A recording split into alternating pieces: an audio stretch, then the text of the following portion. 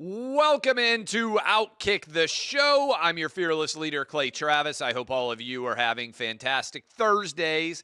Happy Leap Day, February 29th, to all of you across this nation and around the world, wherever you're watching or listening. We got a lot of topics to run into. College football leaders float the idea of a 14-team playoff. I think it's a disaster. I'll explain why. Dalton Knect goes off last night in an incredibly entertaining Auburn against Tennessee basketball game. An NFL draftee says that he doesn't believe in the planets or space. Intriguing perspective. Does that make him undraftable? Mark Cuban upset about all the free speech that exists right now on Twitter. Trump election season, I've been telling you how I thought it was going to shake out. Huge win for him. And why in the world do we make February the host of our Leap Day? I'm going to tee off on this, but we begin with my good friend Mark Cuban, sold the Dallas Mavericks. Mark Cuban running around saying, oh my goodness, the NBA's future is so bright. Clay, this is what he's been saying in my mentions for a couple of years now. Clay, you have no idea what you're talking about. We're so popular on social media. The NBA is dominant. Then he goes and sells the vast majority of his team stake. Interesting move. Nobody's really called him on it on the media. Nobody's asked him to explain himself, but that's, I think, significant. Also on top of that now, Mark Cuban went on some podcast and said, X, Twitter, is no fun anymore. Oh, Elon Musk has ruined it because there's too much free speech. I would argue that, first of all, what a ridiculous position. I would argue that Mark Cuban is the sports version of Howard Stern. Some of you out there might be saying, okay, what do you mean by that, Clay? Howard Stern used to be the rebellious, iconoclastic voice of radio anti-wokeism. He was willing to break all the rules. He was willing to challenge conventional authority. He was a rebel against the prevailing tide of political correctness. I think anyone who has read or studied Howard Stern's career in the 1990s, in the early 2000s, that's why he became probably a billionaire. I'm not kidding. He may be a billionaire now. That's why Howard Stern made so much money, because he cut through the noise and he was unlike anybody else. Mark Cuban was similar. When Mark Cuban bought the Dallas Mavericks a generation ago, after selling broadcast.com at the absolute best possible point, I was a big fan of Mark Cuban. I respected the fact that he was a rebellious owner, that he challenged the authority of the NBA, that he was an unconventional thinker, that he was willing to zig when everybody else was zagging. I think that's why Mark Cuban had so much success. But both Cuban and Stern, in the Trump era, corresponding also with the rise of social media, have become everything that they would have hated a generation ago. Howard Stern 2024 would have hated himself back in 1994 and in 2004. And Mark Cuban would have certainly hated himself back in the early 2000s. Now, those guys can say, oh, I've evolved. I'm a way better person than I am now. I actually just think this is what happens when you become super wealthy and you lose your willingness to take risk. You end up a part of the conventional wisdom and you become a blandly inoffensive version of the person that you used to be. And the fact that Mark Cuban lives in this world, this bubble, where he thinks his arguments are intelligent and he absolutely gets ripped to the high heavens when he goes on social media and posts them, I think is indicative of the world in which billionaires live. There's very few people who ever tell a billionaire, you're wrong about this. When you have a certain level of success, and I try to govern and protect myself on this too, when you have a certain level of success, you get surrounded by people who just tell you what they think you want to hear all day long, every day. And so I try to challenge myself and my opinions as aggressively or more aggressively than the person who is challenging me the most. I don't want to be surrounded by yes men. I want to make sure that I'm considering the full concept of all arguments that I make and that I understand the counter arguments as well or better than the people that would make them. I don't think Mark Cuban has that anymore. I think he has given up, as has Howard Stern, the ability to be a rebellious truth teller and instead has become a meek follower. What was once someone who didn't worry and look over his or her shoulder to see whether somebody was following them, now Mark Cuban's constantly looking over his shoulder. Same thing for Howard Stern. It's disappointing to me because in general, I would think with more financial security should come more freedom. You may not agree with me and any of the opinions that I share on a daily basis. I have more freedom today financially to say whatever I think than at any point in my career. The real risk that I took was back in the early 2000s, back in the early 2010s, when I didn't have any money and people were trying to cancel me all the time. That was risky. Now, I don't have to work anymore. I could throw up the peace sign a couple of years, ride off into the sunset. I don't have to wake up at a certain time. I don't have to have a job. I have complete freedom to say exactly what I think now because I am uncancelable. No one can take me away from the audience that I have. I'm always going to be able to speak and say whatever I want. That's an incredible privilege. What's the point of having FU money if sometimes you aren't willing to say FU, which is a quote I first heard on with Axelrod back in the day on Billions. Why is it worth being a billionaire if you live in fear of offending people and you are no longer willing to say what you actually believe? I think it's a question that I would love for Mark Cuban or Howard Stern to actually answer. Unfortunately, I think they're two sides of the same coin. I've been telling you what I think about the college football playoff for some time. I am a big fan of the college football playoff. I would like to see as many teams as possible in the college football playoff, 14, 16, 18, whatever the number is that makes sense. But I don't want there to be teams that have no basis to be in the playoff. And yesterday afternoon, evening, they floated a story through Yahoo and through ESPN saying, hey, we're thinking about a 14-team playoff that would include 3 automatic SEC bids, 3 automatic Big Ten bids, 2 automatic Big 12, and 2 automatic ACC bids. To me, this is dead on arrival.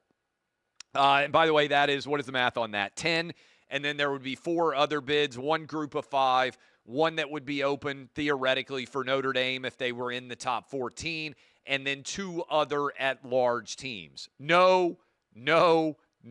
This is not good, all right? The SEC and the Big Ten, given their size and given the quality of their teams, I'm not great at math all the time, but I believe there are 34 teams starting next season in the SEC and the Big Ten.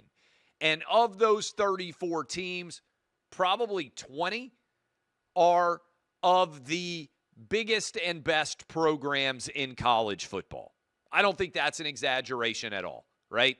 Of the 34 teams in the SEC and the Big Ten starting next year, 20 of them are among the 25 best programs in college football. And some of you out there might be saying, what are you talking about, Clay? No, I think that's probably true. Think about it. What teams are top 25 programs right now that aren't in the Big Ten or the SEC? Okay? Maybe you can make an argument. Certainly you can. Florida State and Clemson, right? Florida State and Clemson in the SEC are top 25 programs. Notre Dame is a top 25 program. Who else? Who else can you definitively say, boy, those teams are top 25 programs? Colorado's not a top 25 program. Arizona's not a top 25 program. Maybe Utah has been a top 25 program.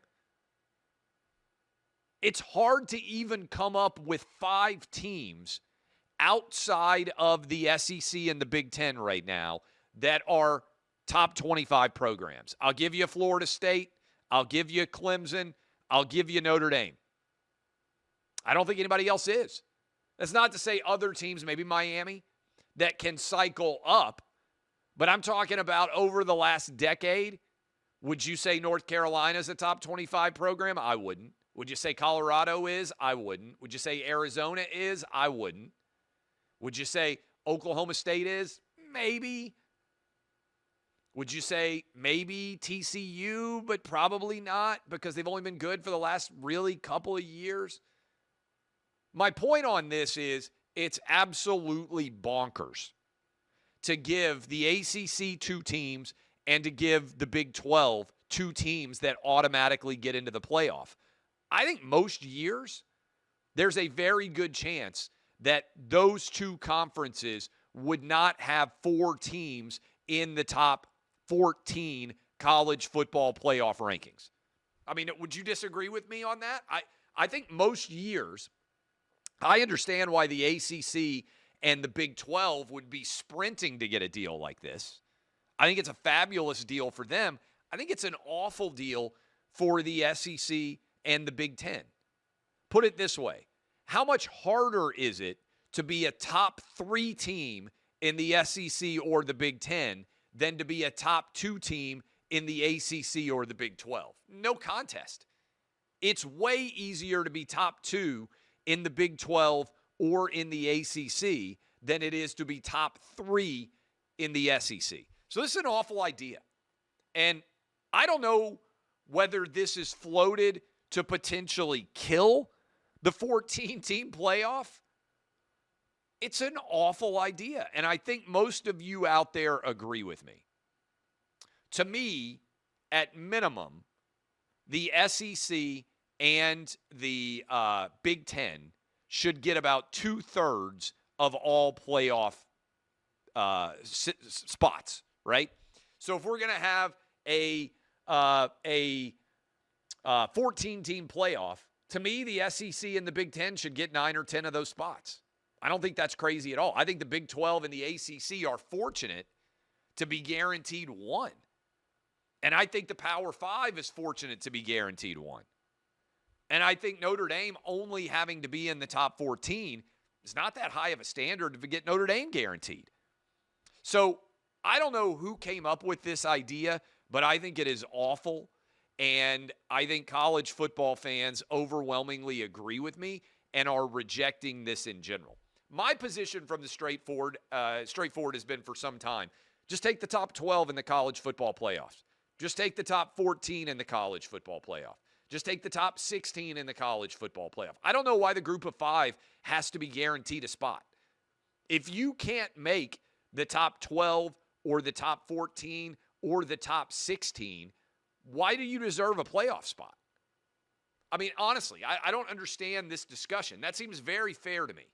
We're going to take the top 12, the top 14, the top 16 in order. However many come from the SEC, that's fine. However many come from the Big 10, that's fine. ACC, Big 12, Notre Dame, non-Power 5 conference, take them in order. If you're going to guarantee spots, though, the Big 10 and the SEC should get way more guaranteed spots than the Big 12 and the ACC. This is a no-brainer. Last night, phenomenal game. I watched a lot of college basketball. Those of you who follow me know I like college basketball. If I were ranking my favorite sports right now, college football is my favorite. NFL is my second favorite. College basketball is probably my third favorite.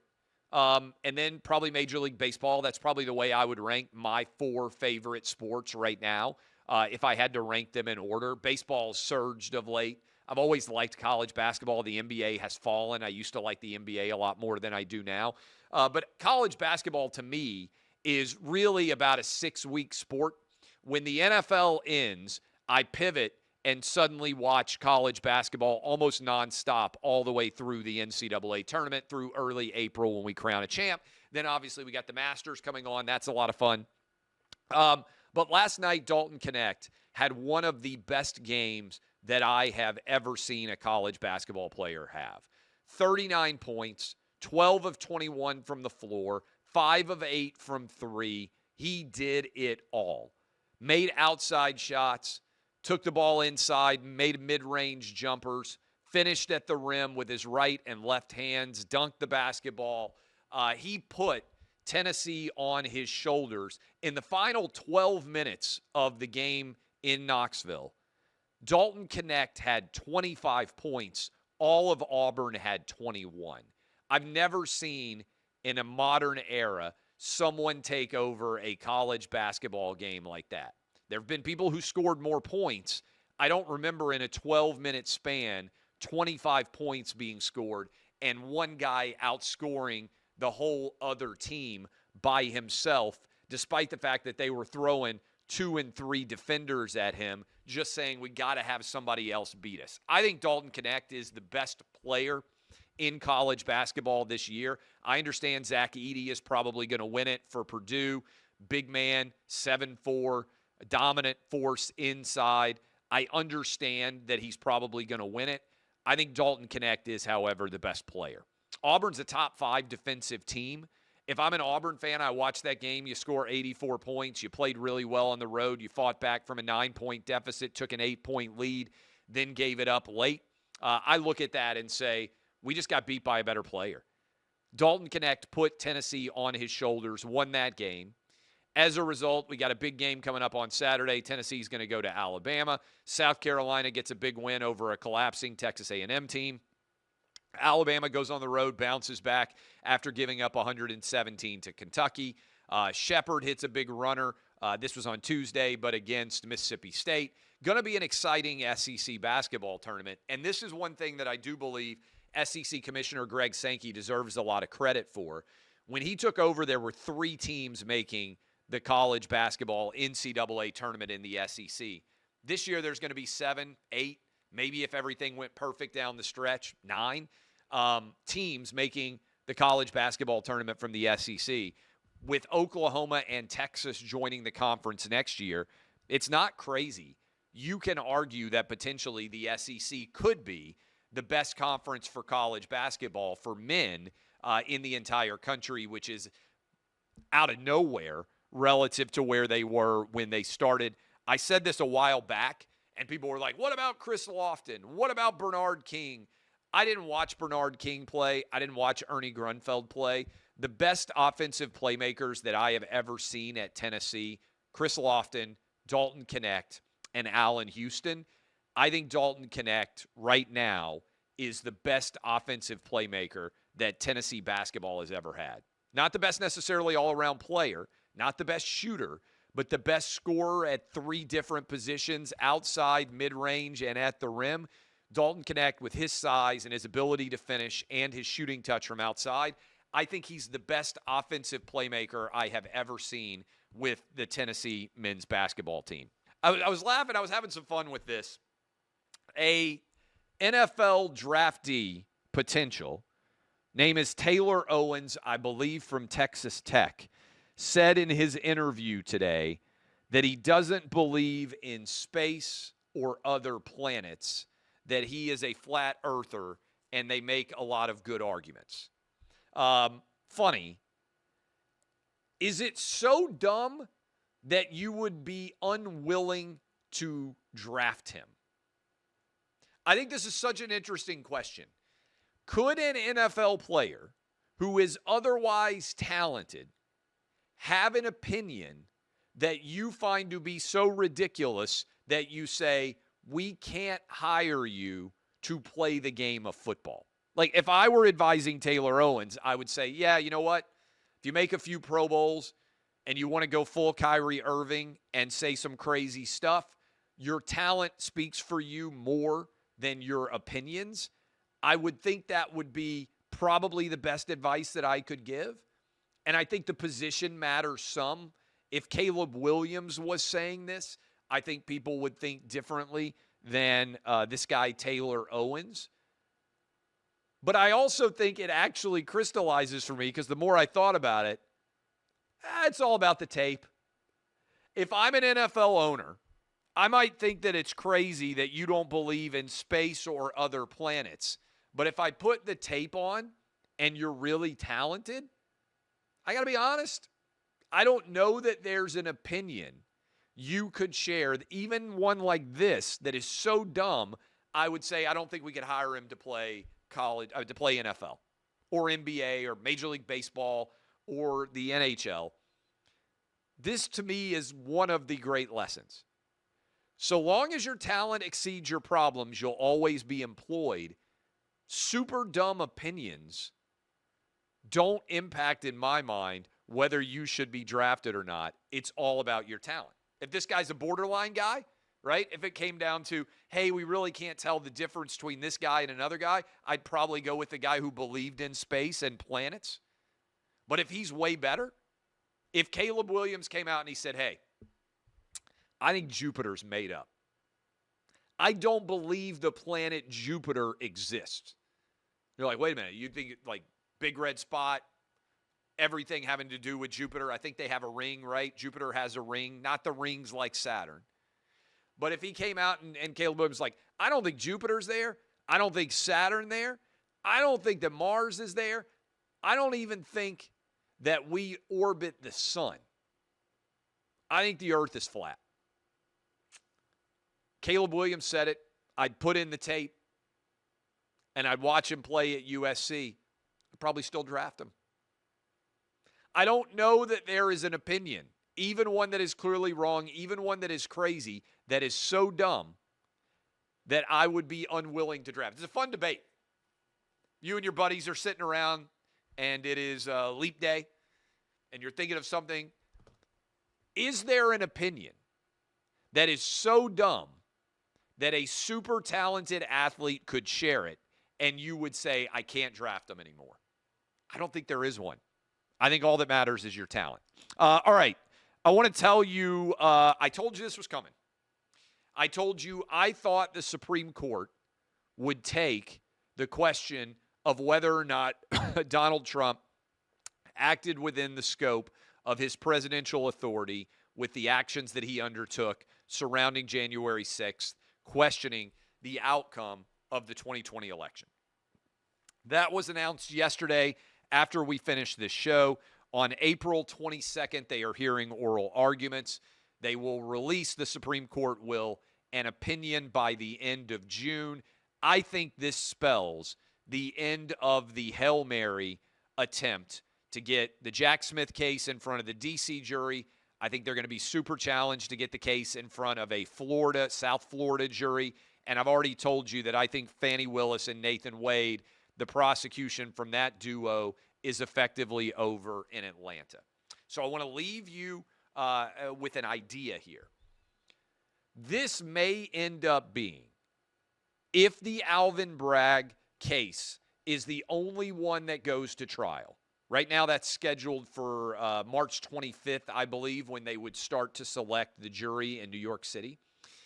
If all they're able to put Trump on trial for in New York City is a bookkeeping allegation of misdemeanor for business records that they have elevated to a felony, this will be the biggest own goal in American political history, because Democrats believed that by charging Trump with crimes and trying to put him in jail with felony convictions, that they were going to guarantee Joe Biden a 2024 reelection. Instead, I think they have so miscalculated this that they have elevated Trump to the point where he's going to end up elected as president.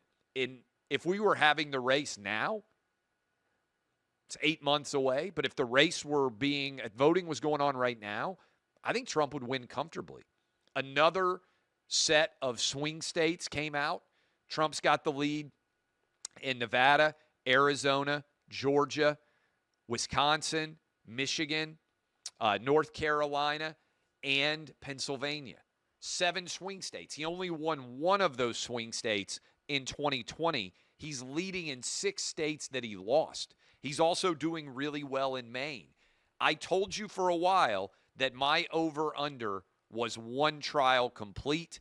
I think they're just going to get the Alvin Bragg case. And they have filed so many cases in New York City. Most people are confused. The E. Jean Carroll thing, the trying to take away his business license, 350, 450 million, 88 million.